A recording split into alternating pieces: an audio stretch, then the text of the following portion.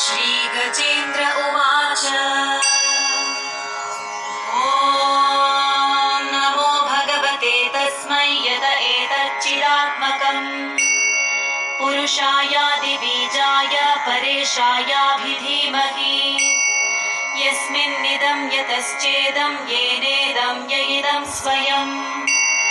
योऽस्मात् परस्माच्च परस्तं प्रपद्ये स्वयंभुवम्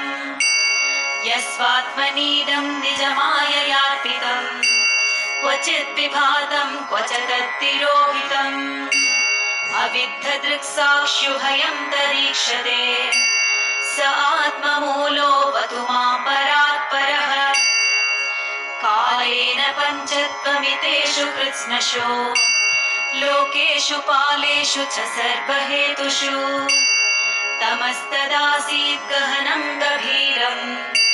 यस्तस्य पारेऽभिविराजते विभुः न यस्य देवा ऋषयः पदं विदुर् जन्तुः पुनः कोऽर्हति गन्तुमीरितुम्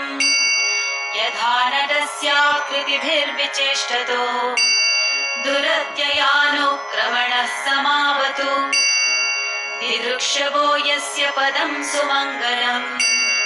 विमुक्तसङ्गा मुनयः सुसाधवः चरन्त्यलोकप्रथमप्रणम्बने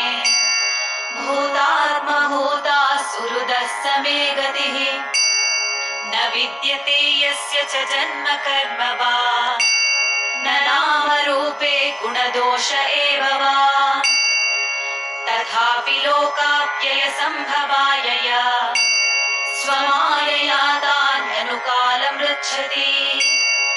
तस्मै नमः परेशाय ब्रह्मणेऽनन्तशक्तये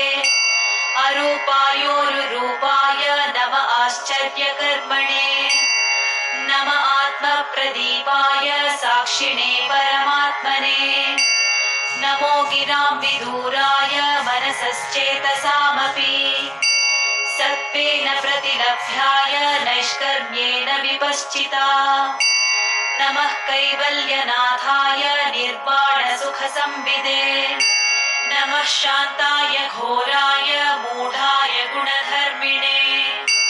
निर्विशेषाय साम्याय नमो ज्ञानघनाय च क्षेत्रज्ञाय नमस्तुभ्यं सर्वाध्यक्षाय साक्षिणे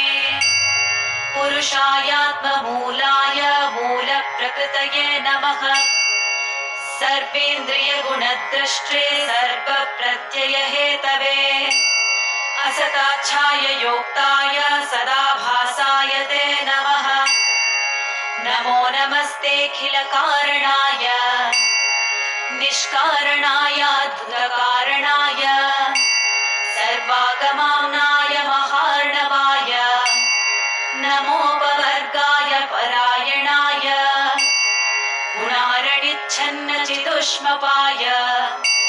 तत्क्षोभविस्फूर्जितमानसाय